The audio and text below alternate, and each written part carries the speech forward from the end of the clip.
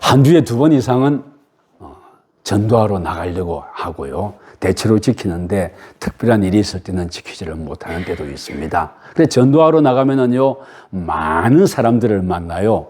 특히 중고등학생들이 학교 마치고 나올 때쯤에를 이렇게 맞추어서 가는데, 그래 전하다 보면은요, 어떤 나는 예수 안 믿어요. 막 그렇게 말하는 친구들도 있고, 저 지난주에 말씀드렸는데 나는 개를 믿어요. 이렇게 말하는 그런 친구들도 있고요. 또 어떤 친구들은 저 멀찍이서부터 교회에서 나왔다는 걸 알고는요, 얼굴이 아주 복잡한 표정을 짓고 저희를 이렇게 오다가 빙 둘러서 가려고 합니다. 얼굴이 아주 표정이 복잡해요. 아마 모르긴 해도 예수를 믿는 집의 학생인 것 같아요. 그래서 나와서 복음을 전하는 사람을 본다는 게 뭔가 가슴 속 한켠에 있는 복잡하고 어려운 그런 것들을 환기를 시켜주는 것 같아요. 그래서 복잡한 표정이 이렇게 돌아가는데, 그래서 그 여학생에게는 그랬어요. 아저씨도, 아저씨라 해도 되죠. 할아버지라는 말은 하기 싫어가지고요. 아저씨도 전도하러 나오는 게 쉽거나 좋은 건 아니란다. 그렇지만 해야 하기 때문에 하는 것이란다. 오늘이 평안하게 지내? 그럽니다. 그래, 그렇다면 왜 그 친구는 그렇게 복잡하고 아주 힘든 표정으로 오다가 이렇게 돌아가려고 할까요? 돌아가는데 제가 가지도 않습니다. 가면 더 힘들어 하니까. 아마 그 친구는요, 집에서도 예수를 믿고 아마 그 친구 마음속에도 예수를 구주로 맞이하고 복음을 다 인정하고 살아갈 거예요. 그럼에도 불구하고 21세기를 특히 대한민국에서 오늘날 살아가는 우리 그리스도인들은요, 예수를 믿는다는 것에 대해서 굉장히 혼란스럽고 어렵고 복잡한 그런 일들을 만나는 것 같아요. 제가 만나면은 우리 교회 주중이나 오던 그 학생들이 만나는데요. 목사님, 그 사람은 왜 TV나 그렇게 나오면서 그렇게 예수를 믿는 어떤 목사라고 하는 분인데 맨날 그렇게 조롱을 당하고 그럽니까? 예수 믿지 아니한 차라리 그렇게 말하는 친구들이요, 굉장히 고마운 친구들이에요. 왜냐하면은 그나마 예수님에 대해서 관심이 있는 친구들이니까 그런 말을 하는 거죠. 관심 없는 사람들은요, 그런 일에 대해서도 몰라요. 왜 어떤 그분은 그렇게 이상한 짓을 많이 하고 그럽니까? 그런 얘기를 하고 차라리 그렇게 물어봐 주는 애들이 고마울 때가 많습니다. 그래서 저는 이렇게 대답합니다. 본인이 목사라고 하지만 면직된 사람이야. 그리고 예수를 구주로 이렇게 고백하고 나가는 사람들은 그런 것에 휘둘리지 않는단다. 왜? 내 속에 예수님이 있으니까 라고 말을 해주긴 하지만 그럼에도 불구하고 갈등이 많고 힘들어하는 모습으로 갑니다. 그래서 제가 복음 전할 때 만나시면 와서 한 20분은 옆에 같이 서 있어줘요. 그래서 여러 가지 질문들을 많이 합니다. 그래 막 복음 전하다가 또 와서 얘기하고 막 그렇게 합니다. 만나시면 감사하고 기뻐요. 그렇지만 그렇게 예수님에 대해서 관심을 많고 그럼에도 불구하고 갈등은 그 속에 존재합니다. 힘들어요. 오늘날 예수 그리스도를 구주로 믿고 살아간다는 게 힘들어요. 근데 21세기만 힘들었던 거 아닙니다. 20세기 훅전으로 소급해 가면은요, 서기 1세기에 60년 안팎에 예수 그리스도를 구주로 고백하고 살아가던 베드로 공동체의 그리스도인들도 예수 믿는다는 게 호락호락하지 않았습니다. 니들은 예수를 구주로 고백하고 살아간다는데 그 십자가에 달려 죽었던 아무것도 아닌 사람을, 그리고 또 거짓말로 부활했다는 그 사람을 구주로 고백하고 살아가냐? 또 이때만 해도요, 예수님을 구주로 믿는 사람은 로마라는 사회가 아직 조직적으로 핍박하지는 않았지만은, 그러나 유대교를 믿는 이들은 예수 믿는 사람들 많이 핍박했고, 그리고 고향에 살 수 없어서 이게 풍겨 나가가지고 살던 나그네, 디아스포라라고 했습니다. 그 나그네들이 예수 그리스도를 구주로 고백하고 살아가는 나그네들이 그 서기 1세기의 삶을 살아가는 게 만만치 않았던 거예요. 예수를 구주로 고백하고 살아가긴 하지만 유대인 공동체로부터 퇴출당하고 또 로마 제국이 이때 네로가 황제로 이렇게 즉위해서 통치하던 시대인데 점점 네로의 핍박이 이렇게 거세질 거라는 그런 예감을 하는 때였고, 그러니까요, 먹고 살기 어려울 뿐만이 아니라 예수를 믿는다는 그것 때문에 생명까지도 내놓아야 하는, 그래서 차라리 예수 믿지 않았으면 좋을 뻔했다는 마음이 드는 그런 시대를 살아가고 있었습니다.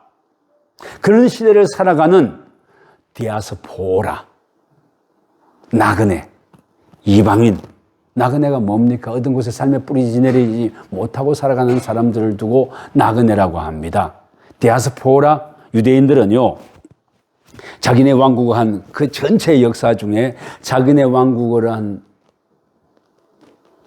200년, 300년 자기네 왕국이 독립왕국으로 살았지, 사실은 몇천 년을 남의 나라의 식민지로 또는 뿔뿔이 흩어져서 살았습니다. 지금 이 편지를 받는 이때의 유대인들도요, 이로부터 한 불과 몇 년 되지 않아가지고 서기 70년에 예루살렘 성전이 회파되고, 또 이것들은 보니까 모였다 하면은 뭐 반란이나 일으키고 또 예수를 믿는다니까 로마 제국에서 살지 마 그래가지고요 쫓겨났더랬습니다. 쫓겨나요. 물론 쫓겨났다가 한 10여 년 후에 다시 그 쫓겨난 것을 이렇게 회복되긴 하지만 쫓겨났더랬습니다. 그래서 쫓겨난다는 게 이게 뭡니까? 예수님을 구주로 고백하고 살아간다는 것이 만만치 아니하고, 삶은 매 순간순간 삶을 살아가는 것이 어렵고 힘들다는 그런 뜻이었습니다. 여러분들은 어떻습니까? 예수를 믿고 살아가는 것이 늘 감사하고 행복하고 그렇습니까? 여러분들, 예수를 구주로 고백하고 살아갈 때는요, 감사하고 행복하고 좋은 순간도 있지만 예수를 구주로 고백하고 살아가야 하기 때문에 내가 감내해야 하는 어려움도 있습니다. 그건 어느 시대나 다 그랬어요. 어느 시대나 내가 예수를 구주로 고백하고 살아가는 사람은요, 내가 예수를 구주로 고백하고 살아가기 때문에 삶의 은혜와 감사도 넘쳤지만은요, 또한 고단함과 고난도 언제나 같이 있었습니다. 그래, 그 참 돌아오는 박해, 이제 예감되는 박해를 보면서 낙심도 하고 또 힘내려고 막 고생하고 있는 그 성도들의 삶이 베드로의 눈에 알알이 다 보였던 거예요. 그래가지고 그 고단한 삶을 살아가고 있는 그리스도인들에게 위로하고 하늘에 영원한 소망이 있음을 알려주고 싶어가지고 쓴 편지가 베드로 전서인 거예요. 근데 베드로 자신도 알거든요. 예수님을 적당한 거리에 두고 살면서 너무 가깝게도 말고 너무 멀게도 말고 적당히, 예수 믿는다는 게 손해보지도 않고 예수를 믿는다는 때문에 그냥 내가 어떤 불이익을 당하지도 않고 살아갈 수 있는 적정한 거리를 가지고 살아가 보고 싶었던 사람이 베드로예요. 그러니까 이 초대교회 그 60년 중반기에 살아가고 있는 그리스도인들의 마음이 어떤 갈등을 가지고 있는지 너무나 잘 아는 사람이 베드로였습니다. 베드로도요, 손해보기 싫고 어려우니까 예수님을 모른다고 3번씩 부인하지 않았습니까? 부활했다는 소식이 들렸음에도 불구하고 고향으로 돌아가서 물고기 잡으면서 살겠다고 생각하지 않았습니까?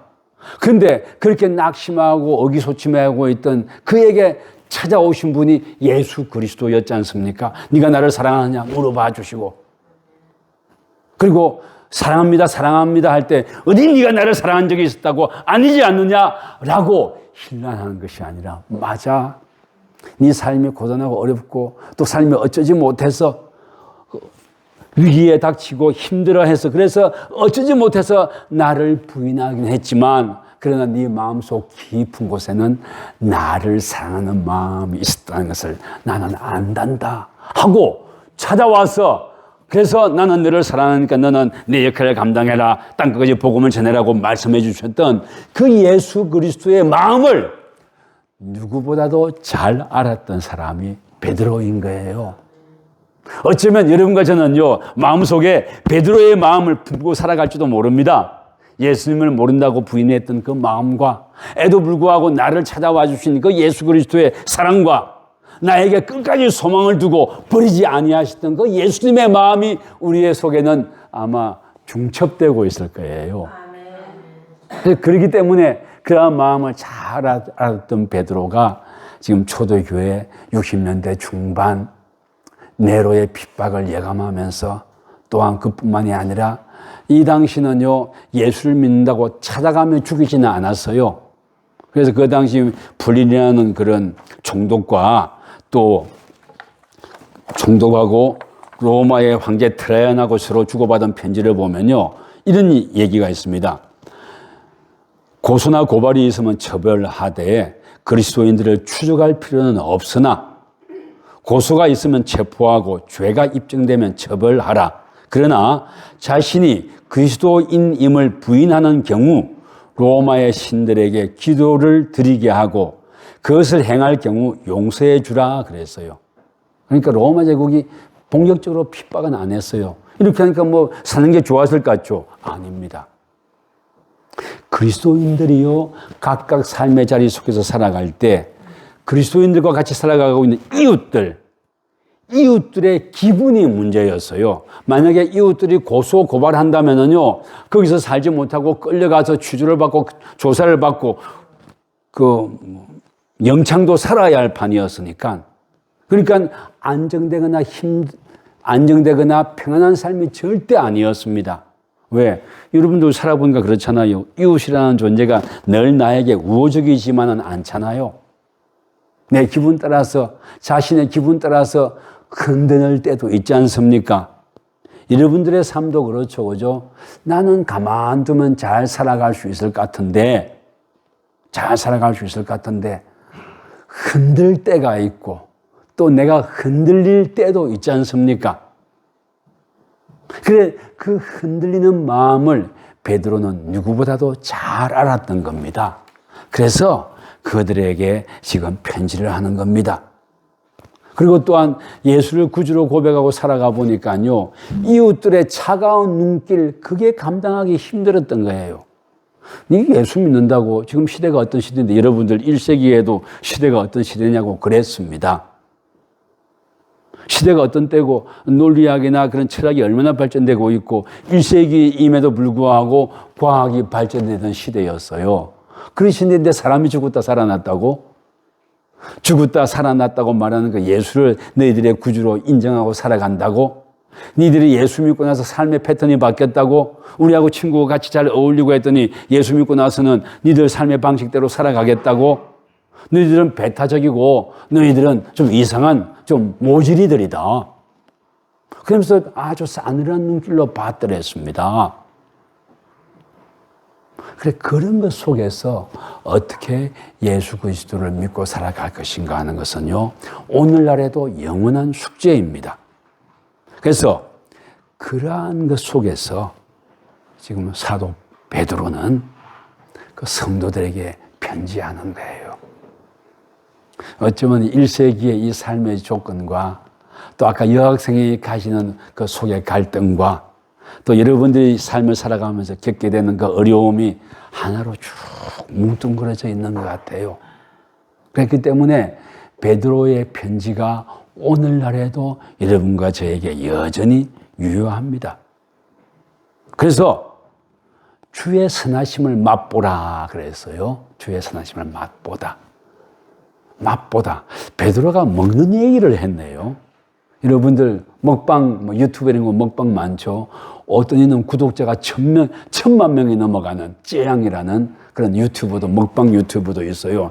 먹는 게 그만큼 귀하고 소중하기 때문에 그런 것 같아요. 또 한국 사회의 독특한 사회 문화 때문에 어떻게 내가 수직으로 어떻게 올라가 볼 수 있는 그런 꿈은 없고 하니까 매 순간순간 먹는 거에 대해서 집착도 하고 그렇다 해서 뭐 뚱뚱해지는 건 아니지만 그러면서 그 속에서 한때 유행했던 소확행, 작지만 확실한 행복을 찾자고 하며 살아가는 그런 것 속에서 뭐 유튜브에 먹방도 많이 떠오르고 그랬을 거예요. 먹는 거 보면 정말 맛있게 먹어요. 근데 우리가 정말로 맛있게 먹어야 하는 건 무엇일까 하고 베드로는 한번 질문해 주는 겁니다. 그래서 베드로는 우리에게 질문해 주면서요, 뭐라고 합니까? 3절, 2절, 3절까지 한번 읽어 주실랍니까? 가장 아이들 같이 순전하고 신령한 젖을 사모하라.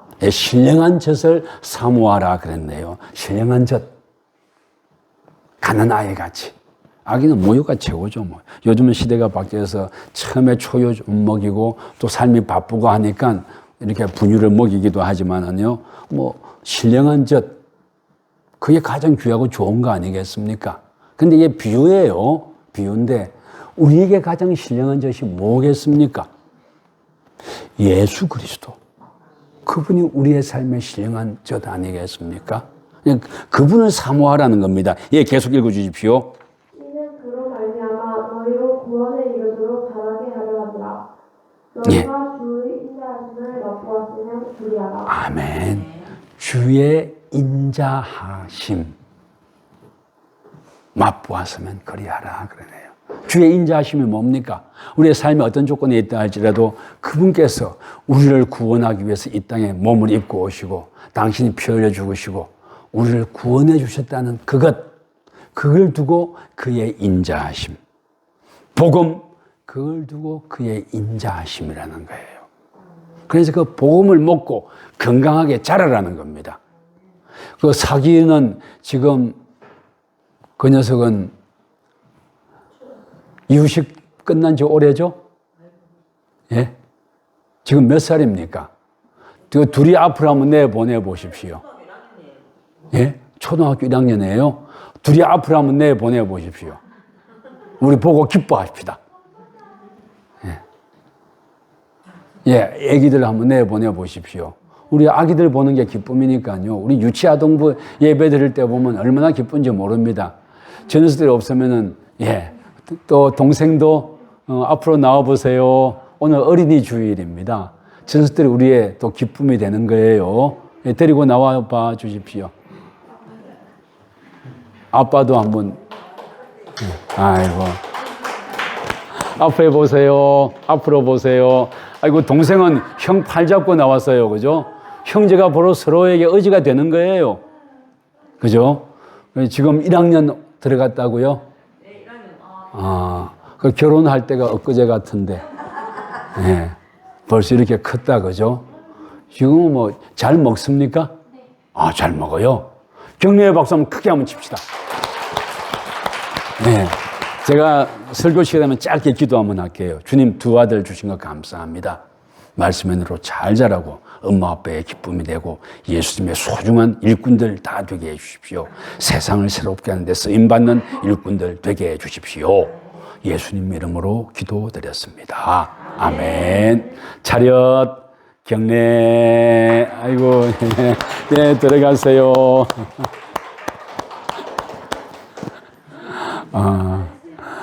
형의 손을 팔을 붙들고 나온다, 그죠? 예. 우리 저런 때도 있지만 이미 다 커버린 녀석들도 있고 또 군대 간 녀석들도 있고 또 장가 가서 가정을 이룬 녀석들도 있고 그래요. 그게 감사하고 기쁨입니다. 예. 그런 기쁨이 되는 삶을 살아라 라고 말하고 있는 거예요.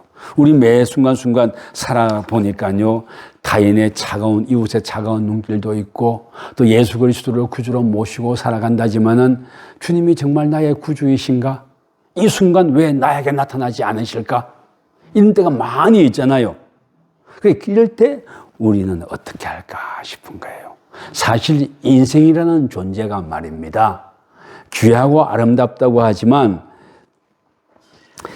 베드로전서 1장 24절 한번 읽어 주십시오. 천천히 띄워 주시고요. 예, 24절 시작. 그러므로 모든 육체는 풀과 같고 그 모든 영광은 풀의 꽃과 같으니 풀은 마르고 꽃은 떨어지네. 예, 여러분님과 제가요, 풀의 꽃과 같대요. 며칠 전에 요 옆집 여기에 이관수 할아버지 앰뷸런스가 왔었어요. 그래서 무슨 일이 있나 싶어서 제가 어제 찾아갔다 그랬습니다. 그랬더니 91살 된 이관수 할아버지가 93살 된 할머니가 보니까 잘 못 일어나고 막 떨고 계시더래요. 그래서 앰뷸런스를 불러서 갔는데 치매기도 약간 있고 정신과 약도 복용하는데 뇌출혈도 조금 있다 하더래요. 그래서 대학병원에 응급실에서 6시간을 대기하다가 입원했다 그러시더라고요. 그리고 보니까 91살, 93살인 거예요. 부부가. 잘 살았습니다. 귀합니다. 복음을 전하려고 전에 전했었는데 또 한번 전하려고 기도해주고 왔는데 저는 할머니, 저도 이제 할아버지지만 좀 목사니까 기도 한번 하고 싶은데 해도 되겠습니까? 하이소. 그래서 기도를 해주고 오는데 큰아들 부부가 왔더라고요. 그래 보니까 우리 인생이 오래 살면 100년이에요. 하나님의 눈으로 보면은 풀의 꽃과 같은 거예요. 아침에 이슬과 같은 거예요. 그러나 그 속에 예수 그리스도의 복음이 들어있다면 풀의 꽃과 같고 아침의 이슬과 같다 한다 할지라도 그 존재로서 그 속에 품고 있는 예수 그리스도의 은혜 때문에 이미 소중한 존재인 거 아닙니까? 그리고 또한 여러분들 이 자리에 와서 예배 드릴 수 있다는 것만 해도 얼마나 소중하고 귀한 일입니까? 그 93살 된 할머니는요, 한번 신문에도 난 적이 있습니다. 여기 불려놨던 소가 뛰어다니다가 그 할머니를 박아가지고요, 한 10년쯤 전 됐죠. 이렇게 머리로 박아가지고 뼈가 부러져서 방송에 나오기도 하고 그랬더랬어요. 그리고 우리 인생이 그렇더라고요. 소에 치이기도 하고 풀의 꽃과 같고 그럼에도 불구하고 그 속에 있는, 그죠? 그 속에 있는 예수님의 은혜와 복음 때문에 우리가 소중하다는 말을 베드로는 하고 싶었던 거예요. 그래서 우리에게 이렇게 말해주지 않습니까? 그럼 그런 존재, 우리가 풀의 꽃과 같고 사는 게 너무나 어렵고 힘들어서 전전긍긍한다면 도대체 우리는 어떻게 할까? 그죠? 이런 질문을 해보게 됩니다. 그래서 그에 대한 답으로서요. 자, 아까 베드로전서 1장 25절 한번 읽어주실랍니까? 네. 꽃은 떨어지되, 꽃은 떨어진다고 해서 여러분과 저는 꽃이에요. 꽃은 떨어진다고 했습니다. 그러나 오직 주의 말씀은 세세토록 있도다 하였으니 너희에게 전한 복음이 곧 이 말씀이다. 네. 주의 말씀은 세세토록 있다고 했어요. 그 주의 말씀이 세세토록 있다고 했는데 주의 말씀 자체로 세세토록 있는 걸까요? 아닙니다. 여러분과 저와 함께 주의 말씀이 세세토록 있다는 거예요. 풀의 꽃과 같고 아침에 이슬과 같다 할지라도, 그런 부족한 것처럼 보인다 할지라도 그러한 여러분과 저와 함께 말씀이 세세토록 있다는 거예요. 그러므로 여러분과 저는요, 이 땅을 살아가면서 갓난아기같이 순전하고 신령한 젖을 사모하라는 말씀이죠. 복음을 사모하라 했기 때문에 우리 여러분과 저는 이 땅을 살아가면서요, 신령한 젖을 사모하는 삶을 살아가는 거예요. 또 신령한 젖을 사모하는 사람은 어떻게 삽니까? 매 순간순간 기뻐하며 최선을 다하며 살아가는 거예요. 아니, 저희 사기하고 작은 녀석 이름이 뭐죠? 이소리. 그 아기 때 봤는데 저렇게 열심히 밥 먹고 이유식하고 그랬겠죠. 지금은 뭐 두 녀석 다 보니까 밥을 잘 먹는 것 같아요. 저희들은 애들을 키워보니까 늦어서 키웠는데 키워보니까요, 학교에서 주는 밥이 애들은 입에 맞나 봐요. 학교 가서 주는 밥이. 저는 집에서 우리는 애한테 맞춰서 잘 못하니까, 근데 학교 가서 밥 먹고 오는 게 참 고마울 때도 많아요. 애한테 입을 잘 못 맞추니까. 근데 전에서 보니까 소리나 사기 너무 잘 크는 거예요. 왜? 신령한 젖을 사모하며 그런 꿈을 꾸며 양육하기 때문에. 그거는 뭐 소리와 사기만 그렇게 했습니까? 여러분과 저도 늙었고 93살이 넘어가고 그런다 할지라도요, 예수 그리스도의 눈으로 볼 때는 얼마나 기쁠까 싶더라고요. 예수 그리스도 은혜로 볼 때. 그리고 여러분과 제가 이 땅에 와서 삶을 살아가는데요, 한순간 살아가고 그냥 가버리면 그만인 것 같아도 절대 안 그렇습니다. 절대 그렇지 않더라고요. 사랑하는 사람들 마음에 많은 걸 남기고 가더라고요. 또 사랑하는 사람들의 마음에 많은 걸 남기고 갈 뿐만이 아니라 영원한 하늘나라의 소망이 있으니까 주의 일을 감당하고 가는데, 우리 인생은 풀의 꽃과 같다 할지라도 주의 일을 감당하고 살아가는 사람은요, 영원한 하늘나라의 소망이 있기 때문에 이 땅을 삶을 살아가는 게 결코 헛되지 않다는 말을 베드로는 초대교회 성도들에게, 이방인들에게, 나그네에게, 또한 디아스포라들에게, 자기는 부초와 같고 자기는 풀의 꽃처럼 금방 시들어버릴 존재라는 것 때문에 낙심하고 힘들어하는 이들에게 너희들은 절대 그렇지 않다는 거예요. 그러므로 그분께 소망을 두고 그분과 함께 기뻐하며 살아가라고 지금 부탁하고 있는 거예요. 여러분들의 삶이 만만치 않고 어렵고 힘들 때 많아요. 또 기쁠 때도 많아요. 기쁘고 슬프고 만만치 않은 모든 삶을 주님께 의탁하는 겁니다. 그렇게 살아달라고 부탁하고 있는 거예요. 그래서 3절 말씀해 보니까요, 너희가 주의 인자하심을 맛보았으면 그리하라. 맛보았으면 그리하라. 이렇게 말하고 있습니다. 주님의 은혜를 맛보았으면, 그렇죠? 우리 주님의 은혜를 맛보는 사람 되십시다. 그리고 또한 주님의 말씀을 붙들고 살아가는 사람이 되십시다. 그리고 또 여러분과 저에게 5절에 보니까요, 5절 한번 읽어주실랍니까? 너희도 산불 같이 신령 기도로 세워지고 예수 그리스도로 말미암아 하나님이 기쁘게 받으신 신령한 제사를 드릴 거룩한 제사장이 되시기. 아멘. 거룩한 제사장이라 그랬어요. 이 거룩한 제사장이라는 말이 초대교회 성도들에게는요, 오늘날의 우리 생각하고 굉장히 다르게 들렸을 거예요. 유대교회 제사장이라는 것은요, 대대로 세습이 되고 그것은 사회의 어떤 높은 층의 사람들만이 누릴 수 있는 거고, 1년에 한 번 자기를 하고 나서 지성소에 들어갈 수 있는 그런 유대교회 제사장들의 역할이었단 말입니다. 유대교는 지금도 그렇지만 우리 기독교는 예수님께서 십자가에 달려 죽으신 이후에 휘장이 둘로 찢어지고 누구나 그 자리에 들어갈 수 있게 됐단 말입니다. 그러니까 여러분과 제가 거룩한 제사장들이에요. 아멘. 거룩한 제사장이라고 우리의 정체성을 확립시켜 주는 거예요. 아멘. 또 어디 그것뿐입니까? 보니까요, 9절입니다. 읽어주십시오.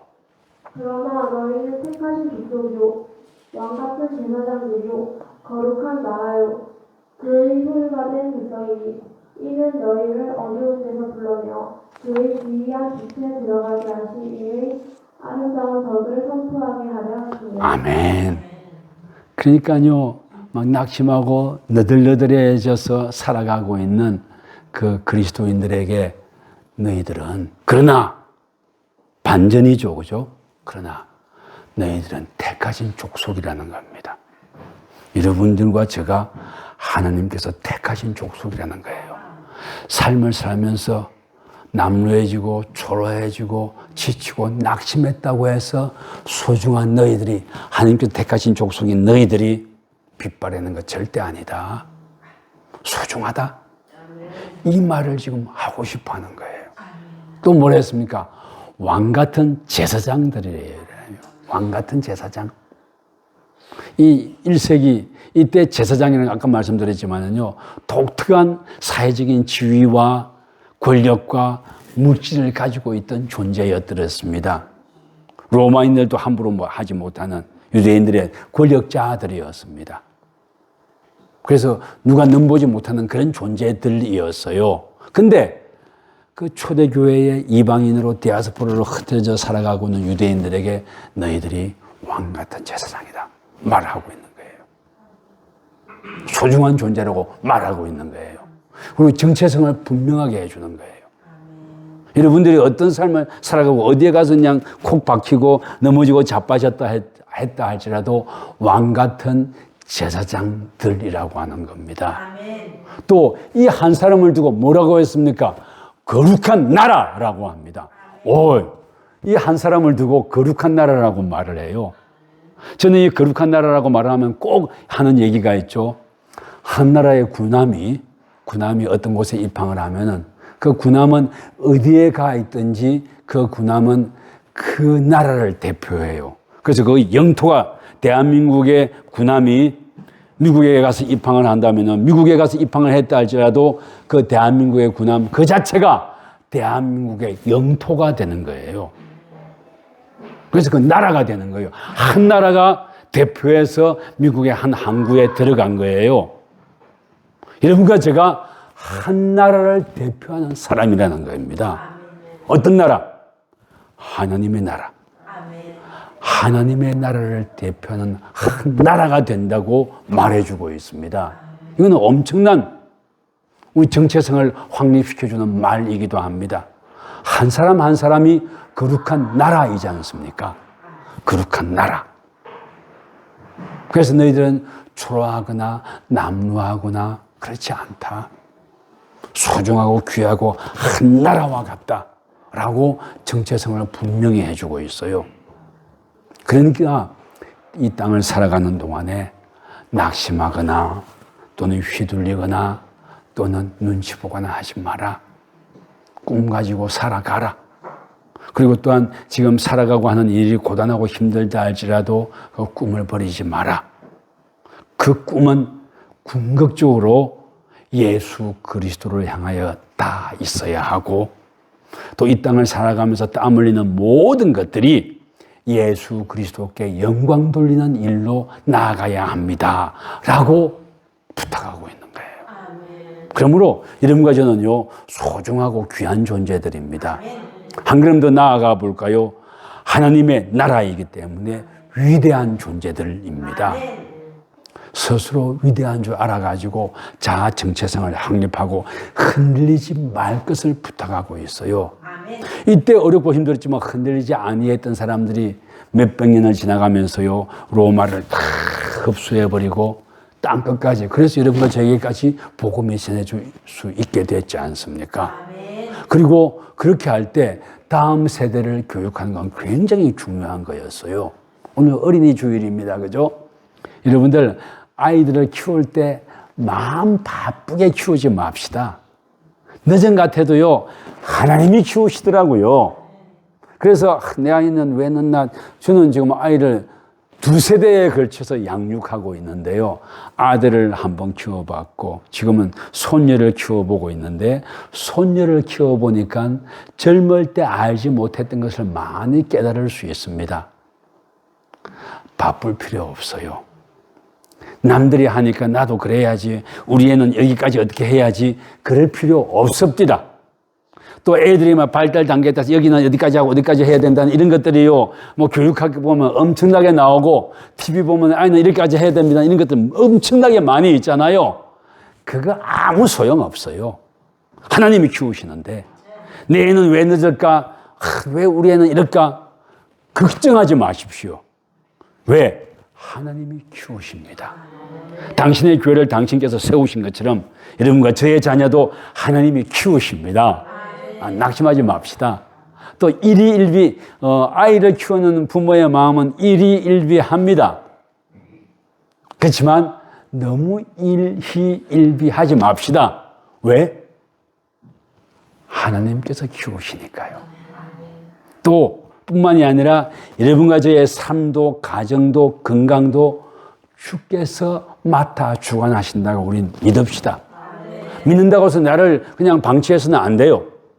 운동도 하고, 오늘 주주 청년이 휴가 나왔는데 얼굴이 훨씬 야무져지고 그 질서 있는 삶을 사니까 많이 좋아진 것 같아요.